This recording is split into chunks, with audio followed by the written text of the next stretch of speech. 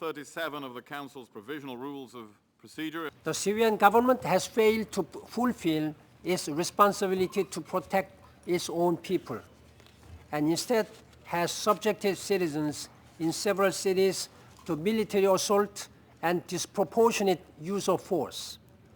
These shameful operations continue. Sustained attacks against Idlib, Homs, and elsewhere in the country have killed scores of people over the past couple of days, including women and children. Of Libya to participate in. I appeal to the Security Council to unite strongly behind ending the violence and supporting Mr. Annan's mission to help Syria pull back from the brink of a deeper catastrophe. This is vital for the Syrian people and for the entire region. So decided. In the eyes of the overwhelming majority of the world, this Council has so far failed in its responsibilities towards the Syrian people. It has failed to address the brutal oppression of peaceful protesters by the Syrian regime, and it has not yet put its weight and authority behind the efforts of the Arab League. It is time for the Security Council to show unity and to show leadership. The Security Council will now begin. Now is the time for all nations, even those who have previously blocked our efforts, to stand behind the humanitarian and political approach spelled out by the Arab League. The international community should say with one voice, without hesitation or caveat, that the killings of innocent Syrians must stop and a political transition must begin. Document S-2012-146.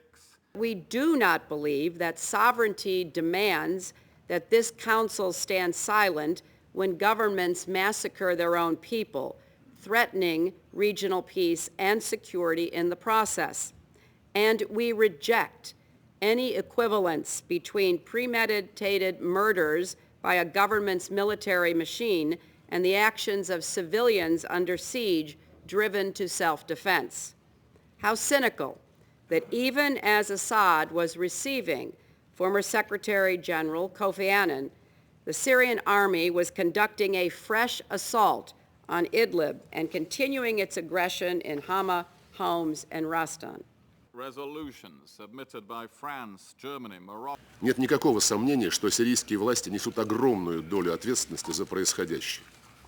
Но нельзя не видеть, что они давно уже воюют, отнюдь не с безоружными людьми, а с боевыми отрядами, среди которых и так называемая свободная сирийская армия и экстремистские террористические группы, включая Аль-Каиду, которые осуществляют в последнее время серию кровавых терактов.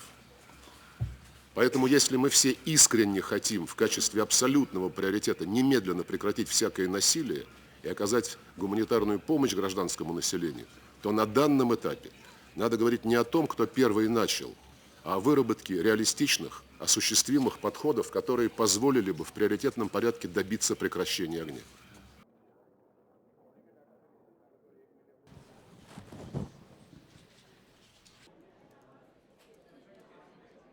There cannot be an expectation for defenseless citizens in the face of artillery assaults to end their capacity to defend themselves before there's a commitment by the Assad regime to do so. We want to give Kofi Annan the space and time to develop his recommendations. We have the highest respect for him. He has a proven track record of bringing parties to resolution. So our goal is to listen to him. And if he comes back with a slightly different formulation that we think will work, we're going to be very respectful of that.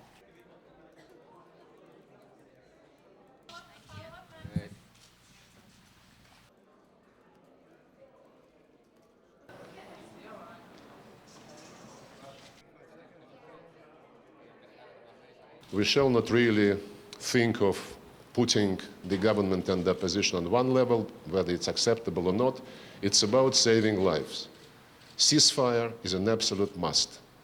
And we sincerely hope that the mission headed by Kofi Annan would succeed in developing some ideas which would make it possible for us to agree on how to stop the bloodshed immediately, how to stop the fighting irrespective of the source of the violence.